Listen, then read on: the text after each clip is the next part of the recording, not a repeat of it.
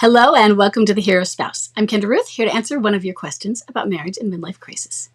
Today we have an anonymous female left behind and forward-moving spouse with a bomb drop of November 1st, 2022 and a date of marriage of 2012. She has a clinging boomerang who is a high-energy replayer. She says, my husband moved out of the house in May 2024 and he moved in with his alienator in February of 2025. And he just said that they're done and she's moving out at the end of next week. He stopped by out of the blue to share this with me, and he says that he was sorry and that he didn't want a divorce, that he doesn't want a divorce. Great. He wanted to know if I wanted a divorce. Do you? Okay, great. He is aware of the damage he's done, and he does not expect that I will forgive him. He says he's had a realization that he needs to be here with us at home. He's willing to do whatever it takes, and he will work as long as it takes.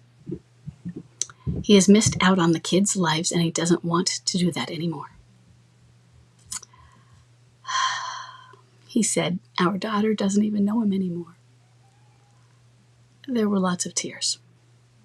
Is this an awakening or something else? What else may I see happening with him? How can I help other than listen and reassure him that I am here for him? Okay, well, let's look at this. First, I want you to think about what else you've seen. He was at home for about a year and a half, right? Because bomb dropped November 2022, but he didn't leave until May of 2024. So that's actually a really long time to stay at home. And he says your daughter doesn't even know him anymore, but he's been out of the home for a little over a year. Then the alienator, they didn't move in together until February of this year. Is it the same alienator? And they lived together for about 6 months, 5 months maybe now, actually. So that they didn't live together for very long. That kind of blew up pretty quickly when you consider moving in together, and it only lasted 5 to 6 months from the time they moved in together. Yay! Okay, great. So what has his relationship with the kids been like since he moved out? And how has it changed since moving out versus since moving in with the alienator? Has he seen them at all? And did that then change once he moved in with her? What about your sons? Since they're younger, has he seen them more? Has he not seen your daughter because she has been not wanting to see him? Has she been angry at him and resisted seeing him? Sometimes it's that way also. And who can blame her? We get it. How about the boys? Are they that way? Is it going both ways? Has he abandoned them? Or have they felt he's abandoned them, but has he been trying to see them? Has he been seeing them, but been Disneyland dad? So think about what some of the relationship dynamics have been like. What does he need to do to make those repairs? Who has been in counseling? Have you been in counseling? Has he been in any therapy? Have the kids been in therapy? Has anyone been in therapy together?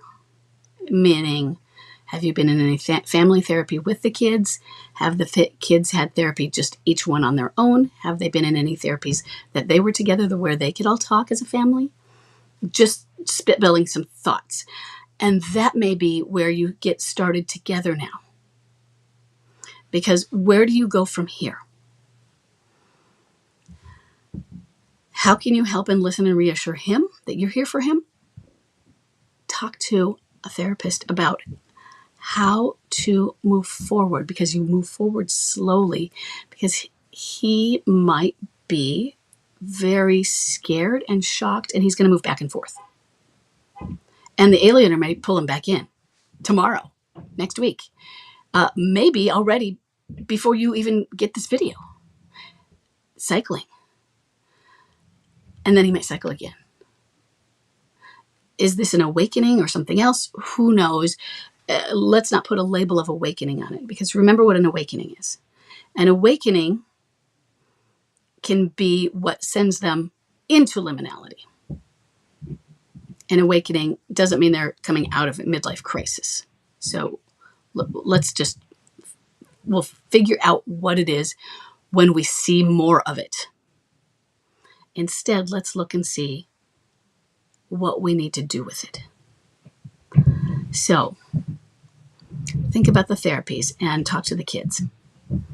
What are they feeling? Talk to him. What does this mean? What does he think that means? He wanted to know if you wanted a divorce. What did you tell him? And then what did he think when you told him? He does not expect that you would forgive him. What did you say to that? And what are your feelings on it? My feelings on forgiveness is that forgiveness is an unconditional. That doesn't mean you're required to do it. That's still up to you. But my belief about forgiveness is that it is not something that a person earns. It is something that we give freely, and we give it so that we release our own energy, trauma, anger, so that we're not hurting ourselves anymore. We're not poisoning ourselves with the unforgiveness, because it's poisoning us and continuing to be toxic in our bodies. And by doing that, we can give it to them. We give our forgiveness. I release this, the anger, the hatred, whatever it is that is holding me hostage. And that is a gift. And we give this gift. They don't have to open it, though. Doesn't mean a person opens the gift. So we can give the gift and it frees us. They may never open the gift and reap its benefits. The next thing is that gift of forgiveness is separate from reconciliation. So forgiving a person doesn't mean you pardon them and doesn't mean you reconcile with them. So somebody who has done you a wrong that is a criminal doesn't mean they get out of jail. It just means I'm not holding myself hostage in anger for what you have done. It means that I am forgiving you. It means that I release my anger. And the other thing with forgiveness is it can come back in the anger in waves. There will be layers. I thought you forgave me. I thought so too. But there are still pieces in there that are going to be uncovered. And he is probably not going to understand the challenges ahead, the difficulty that it will take to recover. And that's going to scare him. And yet I want him to have tons of reassurance. If what you want is reconciliation, we reassure at the beginning before we give the difficult information, and then we reassure at the end.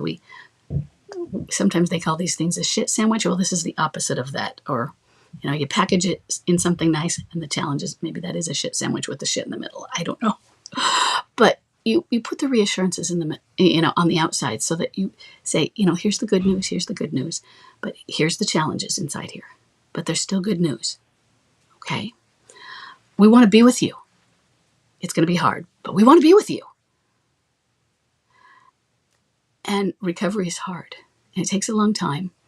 And you're going to see tons of pain. And we're going to blame you. And we're going to be mad at you. And it's going to take months. And it's going to take years. And there's going to be hatred.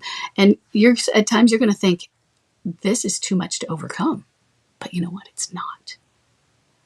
How are you ever going to get through this? It's going to look like we can't. To some people. To you. But we can. We can. That's the thing, is you can.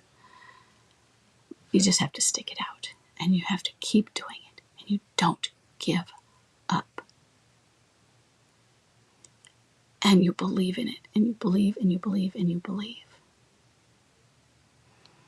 So if you are dealing with somebody that you believe in, if you believe that he is in his core person, this is not somebody who is a narcissist. This is not, or other cluster Bs. You're not dealing with a narcissist, a borderline. You're not dealing with somebody who has active addictions that he is not acknowledging. You are not dealing with somebody who has been fully abusive, emotionally, physically, sexually, all of those things. Those are my don't stand for this marriage things. Okay. You are dealing with somebody who is good and pure at heart in here. Somebody who's normal. That means that we're all sinners. But somebody who has he's a good person in here. He has the ability to empathize. Then, yeah, go for it. You can recover this marriage, and you can transform into something more beautiful. That phoenix will rise, okay? But it takes a lot of work, and that scares them. So there can still be a lot of running, awakening, liminality, whatever. We don't know. Okay? So what else you might see happening is you could see liminality. And what I don't want for you, here's what I don't want you to, or what I don't want you to do. What I don't want you to do is have him move home. And yet, it's kind of like breaking the bad news to him.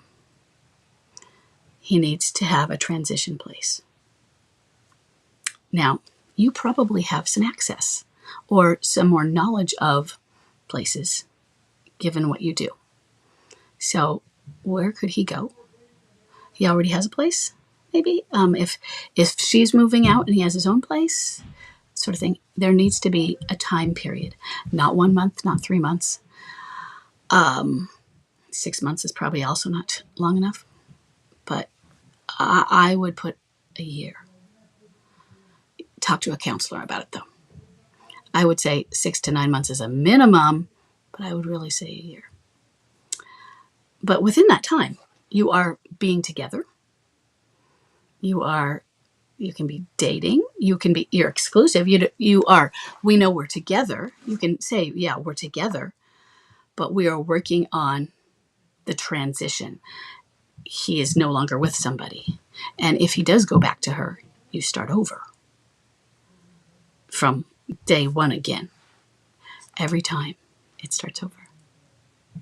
That's the sucky part. But I would start in counseling. And that would be couples counseling. And consider family counseling if the kids feel that. What they need. What do they need? I want them in some therapy on their own if needed. But do they need to be in counseling with you so that they talk about this with mom and what they feel comfortable with? And because they might not feel comfortable with dad being brought in yet. And then maybe when they feel comfortable, because I want them to feel comfortable. And then dad needs to be brought in. What are their trauma levels? Does he need to be taught? Does he need the trauma explained?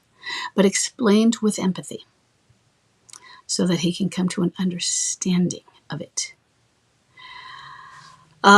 Consider a therapist that has EFT, emotionally focused therapy.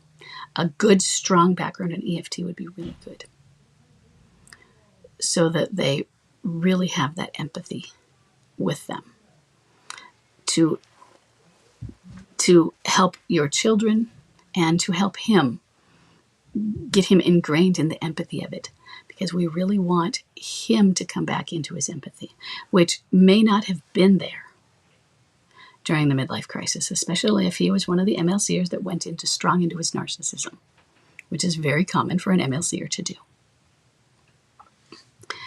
Yes, I want you to be there and listen and reassure him. And if he is not if he's very resistant to therapy. You don't push at first, but you let him know that for reconciliation, therapy is a requirement. And so you will know that he is ready and he really wants it when he does that. That will be one of the indicators. And you ask your therapist if your therapist has a plan that you can, is there an outline you can work on together to how to do that? Or does your therapist know of somebody who does these sort of things?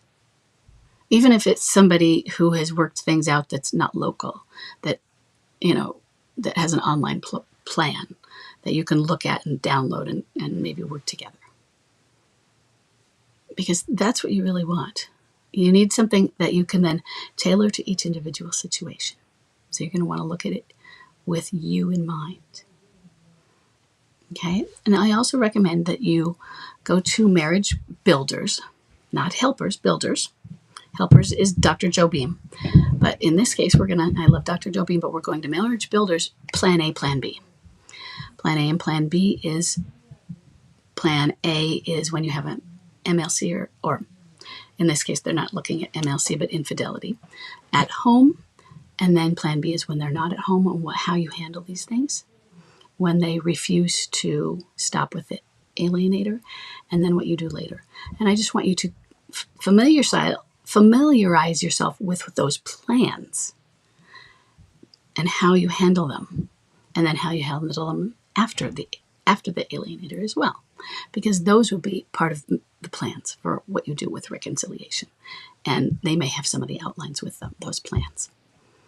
Okay, you're going to be there for them. Talk to the kids. What are their feelings on these things? Be reassuring. If this is what you want, be reassuring. Sure, validate, yes. Honey, there's been damage done. We both know it. We're not gonna sugarcoat this for you. Yeah, but we're still here. And I'm not gonna sugarcoat it for you. They're scared and they're mad at you. And they should be. But they need you. And you know what? You know what you coming home would do for us? Is that would show that we can repair. That would show that families can repair. And you know what that would do for their future? Is that would show that couples, that relationships can be repaired and be brought back to stability and security. It shows them how to do that in their future lives. And what we would be doing for them is giving them a gift for their relationships. And I think that's something that we want to give our children, isn't it? Let's give that to them. Let's do the work to give that to them.